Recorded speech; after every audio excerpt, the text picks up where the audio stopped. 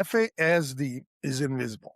For most kids who have it, there is no physical marker. What you get instead is a child whose brain process cause and effect time, consequences, and impulse control differently permanently because of parental alcohol exposure they had absolutely no control over. A child with FASD is not being defined where they cannot seem to learn from consequences you have explained 10 times.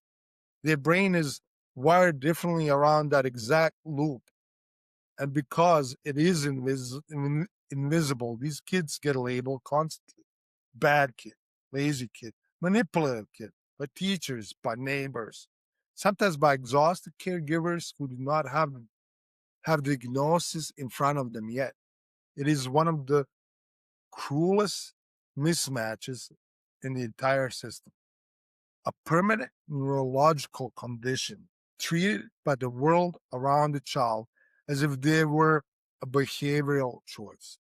The real world manifestation of this disorder is slow motion tragedy for these children.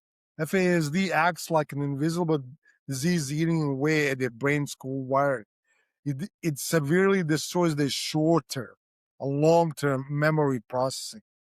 Through pure trial and error in our house, we had to face this head on.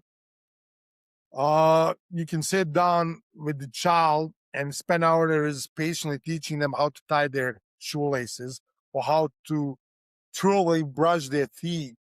They will do the cleaning and think you made a breakthrough and you're like, woohoo! But then you wake up and the very next morning, they will be looking at those same shoes or that toothbrush and not have a single clue what they were doing or what they even are. You can give them a direct, simple task, and 5 minutes later, their short term memory has completely wiped clean. It looks like defiance or laziness to an outsider, but it is a permanent mental challenge. Out of all the children who came to our home over 9 years, every single one of them suffered from FASD, actually, except maybe one.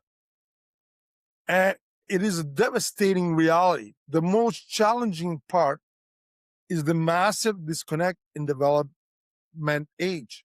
You can have a 15-year-old teenager standing in your kitchen, but mentally, emotionally, and cognitively, they're behaving exactly like an 8-year-old. They might try to do their homework or read a page, but their brain cannot comprehend the concepts or digest the numbers. When they officially turn 18 and the system prepares to cut them loose, their mental development is often permanently arrested between the ages 9 and 11.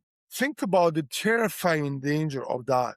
You're releasing an individual with the mind of a 10-year-old into cutthroat financial world, predatory people who take brutal advantage of them because these kids cannot accurately comprehend right from wrong or read a dangerous situation.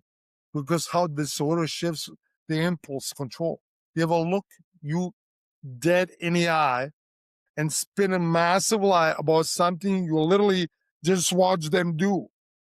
Not out of malice, but because their brain generally cannot process reality of the choice that they just made. And the world outside treats them like a fully capable adults who are just choosing to be bad. Other normal kids ruthlessly make fun of them because they can't comprehend that this teenager is essentially a real innocent baby kid trapped in a growing body. It is devastating in every single way and it requires level of patience that forces you to throw standard parenting metrics completely out of the window.